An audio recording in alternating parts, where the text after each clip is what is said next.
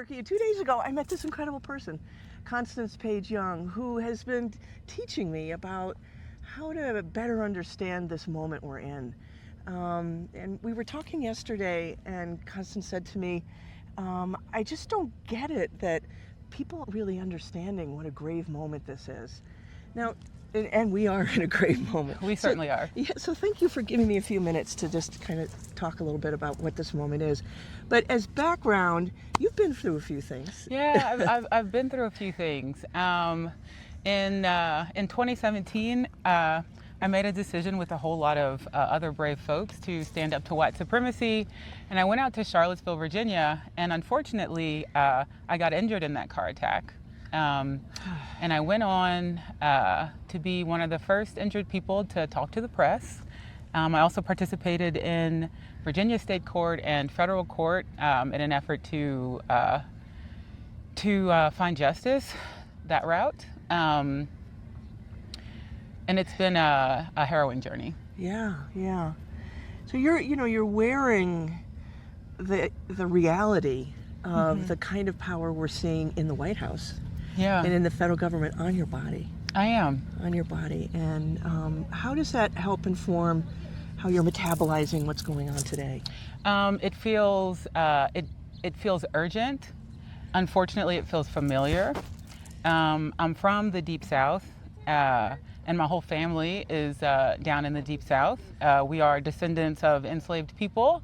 And so we have, I think it's sort of been passed along as a survival tactic to be able to understand moments like this.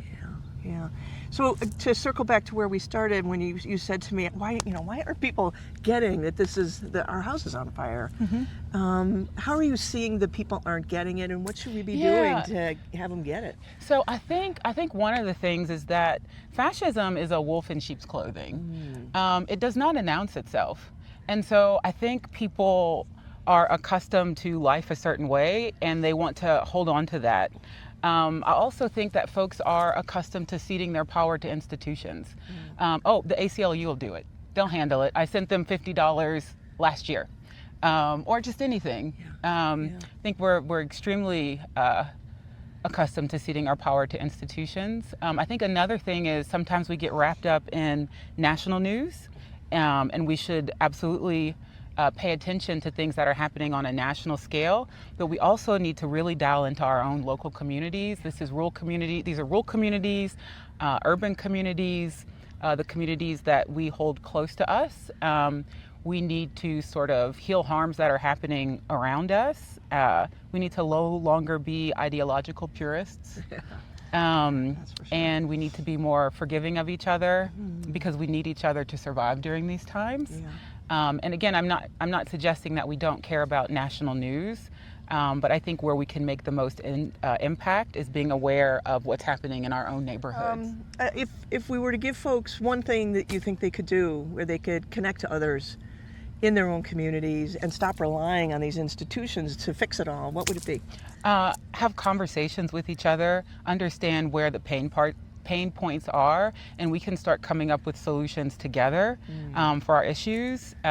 There's also lots of communities. I know that there are some folks who have learned about what it is to be a Unitarian Universalist, something like this. Just a community of folks who are more community minded, who are open to learning about the experiences of others, learning about historical perspectives, and we don't have to do things we don't have to keep reinventing the wheel. Right. We don't need to do that. I think it's a waste of energy and it's a waste of time. I think we can support the small community-driven organizations that have been doing this kind of work for a long time that we may not have engaged with. I think it's time to engage there. Right. In other words, we are who we've been waiting for. Yeah, we are definitely who we've been waiting for. Yeah. Correct. Yeah. Thank you, Constance. It's so nice to have gotten to know you a little bit. I look forward to continuing our friendship. Well, absolutely. So do I. Thank you so much for this opportunity.